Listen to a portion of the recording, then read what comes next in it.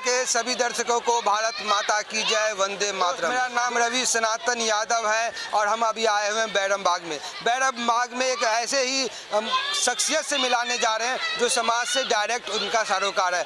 पेशे से तो वो डॉक्टर है, लेकिन समाज में इस तरह से घुले मिले हैं जो एक फैमिली मेम्बर से भी बढ़ के। उनसे मैं आज जानने की कोशिश करते हैं।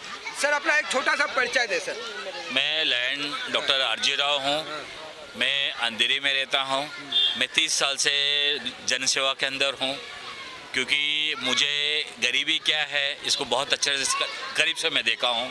गरीबी और भूख क्या होती है, प्यास क्या होती है, मैंने बहुत करीबी से देखा हूँ। मैंने आनंद नगर में दवाखाना जब चालू किया, वहाँ पे बीएमसी का बहुत खैर रहता था। हर बार तोड़े जाते थे, लोगों का घर टूटा जाता था, उनको कभी पानी का दिक्कत होती थी, लाइट का दिक्कत होता था। तो मुझे ऐसा लगा मैं एक डॉक्टर हूँ, सिर्फ लोग वहाँ पे पैसा कमाने के लिए आते हैं। आज लोगों का आर्थिक स्थिति को भी देखना हमारी जिम्मेदारी है। ये मेरा मन के अंदर आया, तो मैंने लायंस क्लब से जुड़ा और लायंस वाले को लेके आना चालू कर दिया। वहाँ लोगों की कपड़े और खाने के इंतजाम जो अपने से जो होता है इंतज़ाम करना है, तो हम कोशिश करते रहे लोगों को जो हमारे से फ़ायदा होए, फ़ायदा करने के लिए हमने पूरी अपने तन मन धन लगा के लोगों के बीच में। सर, इस तरह के आप सामाजिक कार्य हमेशा तो करते रहते हैं। इन सामाजिक कार्यों में बहुत सारे विघ्न भी आते हैं, लोग भांति भांति के ताने भी देते हैं, लेकिन सर उसके उपरांत भी ये सब कार्य आप वर्षों से करते आ रहे हैं। सर, ये कैसा लगता है ये सब चीज़ों करके आपको? हमें तो दिल के अंदर बहुत तसल्ली मिलती है। हमारी दिल की तसल्ली सबसे बड़ी चीज़ होती है। लोग क्या बोलते हैं उसके बारे में हमें समझना नहीं है। लोग है ये तो क्या है, अच्छे भी बोलेंगे, लोग बोलेंगे ये वोटिंग के लिए आए हैं, एक पॉलिटिक्स का विंग के लिए आए हैं, इनको कुछ कमाना होगा, लोग बोलते हैं, तो हमें उसका असर नहीं गिरता है। हम ये देखते हैं हमें सच्चा काम जहाँ करना है, लोगों के लिए किस जगह हमारी ज़रूरत है, उस चीज़ के बारे में हम गहराई से जाते हैं। उनको हमारे से जो मदद होए, क्योंकि जन सेवा है, ईश्वर सेवा होती है। हम तो हमारी माँ ने हमारे बचपन से यही सिखाया, बेटा तुम्हारे से अगर एक रोटी है, भूखा आ जाए पहले उसको खिलाना, बाद में खुद खा लेना। अगर कोई पैसा आ जाए उसको शब्दों से नहीं पेट भरना, उनको पहले पानी दे देना। और पैसे आपके पास होना जरूरी रहता है। कभी आपके पास कुछ देने के लिए नहीं होगा, कुछ अच्छे शब्द बोल दो, उनका मन को तसल्ली करो, शांतता दे दो। ये सबसे बड़ी भगवान की पूजा है। मंदिर में जाके पूजा करने से ज़्यादा ये लोगों के सामने पूजा करना, ये हमारी माँ की बचपन का हमारे लिए कहा हुआ शब्द। ऐसी माँ सबको दे, लेकिन हर माँ बाप का एक सपना होता है कि बच्चा पढ़ लिख के डॉक्टर इंजीनियर बने। आप डॉक्टर बन भी गए, डॉक्टर बन के आप पैसे नहीं कमा रहे, पैसे जो भी कमाए वो बांट रहे हैं और इस तरह के सामाजिक कार्यों में अब अपना पूरा टाइम देते हैं। तो सर, ये एक माँ बाप का जो सपना होता है पैसा कमाए बेटा और बड़ा आदमी बना, तो सर आप कैसे देखते हैं जब इस तरह आप यही इतना टाइम किसी हॉस्पिटल में देते हो तो लाखों कमाते हैं, फिर इस तरह में टाइम बिता करके क्या मिलता है आपको? सबसे बड़ी बात यह होता है हमारे मन के अंदर तसल्ली मिलती है। हम तो ये देखा है करोड़ों रुपए कमाते हैं, फिर भी उनको भूख लगती है तो उनको अनाज की ज़रूरत पड़ता है, पैसा वो लेके जाते नहीं है। एक अच्छा प्यार, एक अपना व्यवहार, और मिट्टी में हम जन्मे हैं, मिट्टी में हमें जाना है, ये हमारी सोच पहले से रहा, कल था और आज भी वही है। और मदर टेरेसा ने कहा है एक्चुअली, तुम अगर किसी के लिए अगर वक्त के ऊपर अगर पानी पिलाते हो, सबसे बड़ा तो वही होता है।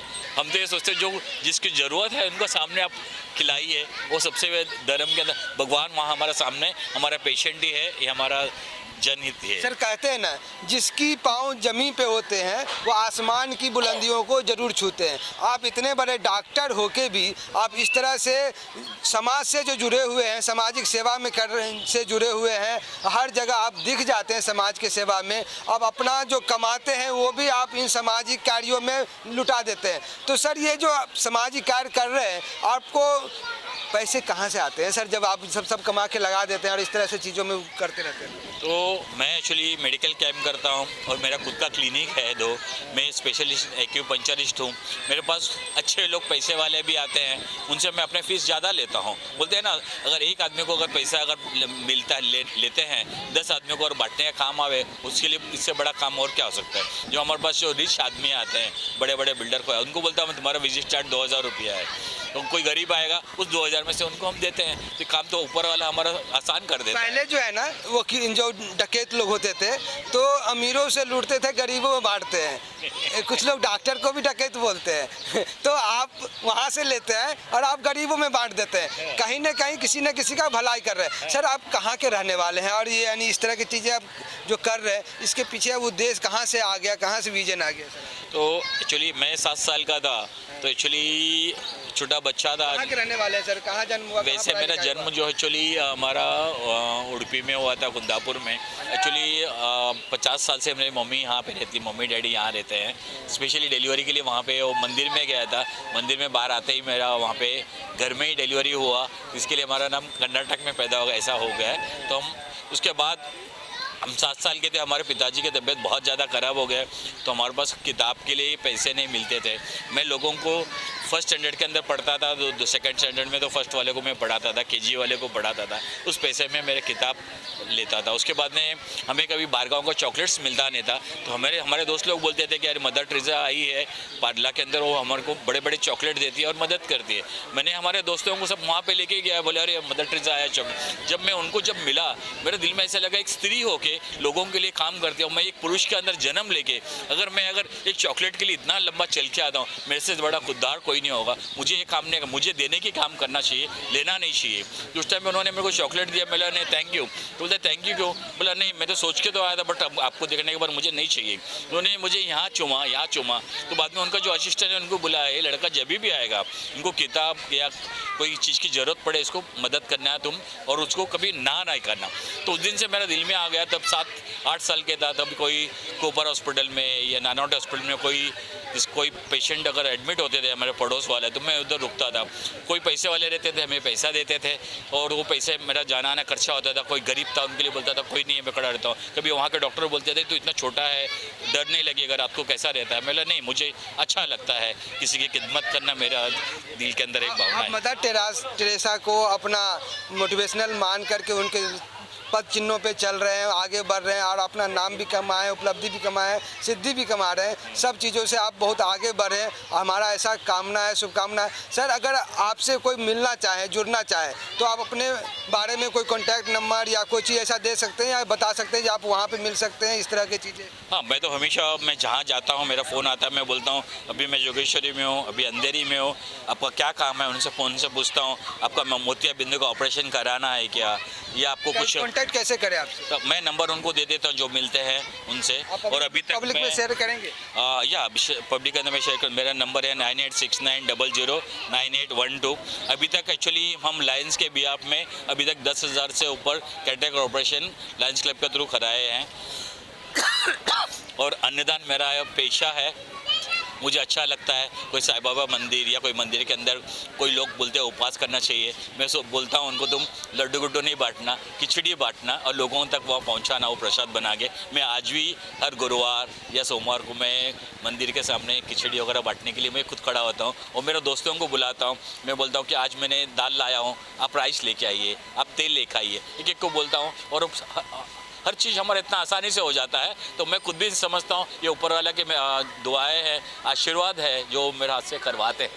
कितना उत्तम विचार है सर आपका। जो सबसे बड़ा जो दान बोलते हैं ना, अन्य दान है। किसी भूखे को खिलाना ना सबसे बड़ा है। और पैसा किसी को दान करके कुछ बहुत ज़्यादा सहयोग नहीं मिलता, जितना अन्य दान के करके आपको जो पुण्य मिलेगा वो आपके पास रहेगा, वो आपका बैंक बैलेंस है, वो आपसे कोई नहीं छीन सकता है। और आप इस तरह आगे बढ़ते रहिए, तरक्की करते रहिए, कभी भी हमारा जरूरत पड़े।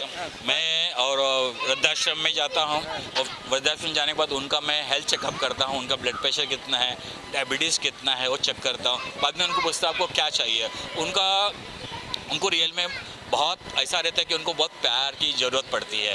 उनको खाना बहुत से लोग जाके दे देते हैं, कपड़े देते हैं, पर उनको प्यार की कमी रहती है। कभी उनका बच्चे उनको आश्रम में रख के जाता है, कभी बेटी रख के जाता है, मैं उनके बाजू में बैठ के उनको माता जी बहन जी करके बोलता हूँ। फिर उनकी आशा इतनी छोटी रहती, एक चॉकलेट लेके जाओ, आधा मेरा मुंह में डालते हैं, आधा खुद खाते हैं। और कभी उनका रहता है एक बटरड़ा चाहिए, एक समोसा चाहिए, बहुत छोटी सी उनकी ये रहता है, बट उसके अंदर इतना प्यार भरा रहता है। मैं सोचता हूँ ऐसे सब जगह अपने को जाना चाहिए, कुछ काम करना चाहिए। बहुत बार ऐसे होता है लोग सिर्फ इलेक्शन रहता है उस टाइम पे जाते हैं, फ़ोटो निकालते हैं, बाद में नहीं जाते। ये मेरा तो रूटीन्स बन गया है। हर संडे मेडिकल कैंप करो, या तो आश्रम में जाओ, वृद्धाश्रम में या अनाथ आश्रम में जाओ। और एक बार ऐसी होगा, यहाँ पे जोगेश्वरी का आश्रम के अंदर सिस्टर ने बोला कि एक लड़की, अनाथ लड़की है, उसके लिए अमेरिका से कोई लड़का है, वो शादी करना चाहता है और 1 हफ्ते का टाइम है, हमारे पास अरेंजमेंट नहीं होगा, डॉक्टर साहब क्या करना चाहिए? मैं बोला हाँ बोल दो आप। मैंने तो हाँ बोलने को बोल दिया। सिस्टर ने बोला हाँ बहुत अच्छी बात है, उन्होंने भी हाँ करके आने के बाद मुझे ऐसा लगा कि एक घर के अंदर भी शादी हम लोग करते हैं तो हम लोग को तो कम से कम 2 महीने लग जाते हैं उनके जेवर, कपड़े और अनाज वगैरह इकट्ठा करने में। पर यहाँ पे मुझे घर में आने के बाद सबसे पहले मैं हमारे जीजा जी को फ़ोन किया। मैं बोला देखो ऐसा अनाथ है, उनका हमको शादी क्या करानी। करते हैं वो, क्या नाम है उनका? उनका प्रकाश बांदीवड़ेकर है। और दूसरे हमारे एक चचेरे जीजा जी है, उनका नाम है रामा स्वामी जी है। मैं इनको दोनों को फ़ोन किया, बोला ऐसा ऐसा, तो उन्होंने बोले मेरी तरफ से आप बर्तन, आप क्या देना चाहते हो? मैं बोला आपकी तरफ से क्या दे? बोले बर्तन दे दो। तो बोला उन्होंने बोले घर की जितनी बर्तन चाहिए हम लोग दोनों मिल के बर्तन दे देते हैं। उसके बाद और एक फ्रेंड को मैंने फ़ोन किया, मैं बोला इनको शादी कराना है तो उनको कपड़े का अरेंजमेंट करना है, आप क्या दे सकते हो? तो बोले कितने का कपड़ा है, हमारी तरफ से कर दो। तो एक को मैंने बोला तो आइसक्रीम का काम हो गया। सर पब्लिक भी समझ जाएगा, बहुत ज़्यादा बड़ा वीडियो हो जाएगा, फिर वो दिक्कत हो जाएगा। तो हमारा ये प्रयास था कि लोग के एक समाज के एक ऐसे तबके से जो मिलाने का, पर्चा कराने का, जो समाज के लिए हमेशा तो खड़े रहते हैं लेकिन समाज में दिखते नहीं है। समाज में हर किसी के लिए कुछ न कुछ करते हैं। ये प्रयास कैसा लगा आप हमारे कमेंट बॉक्स में जरूर लिख के बताइएगा। और अंत बोली भारत माता की जय, वंदे मातरम।